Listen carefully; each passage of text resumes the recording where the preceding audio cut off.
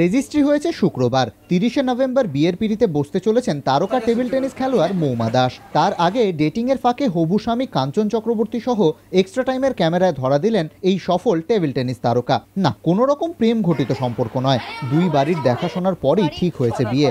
তবে বিয়ের পরও পুরোদমে খেলা চালিয়ে যেতে চান মৌমা, আর কাঞ্চনও চান সংসার নয়, বিয়ের পর খেলায় মন দিক মৌমা।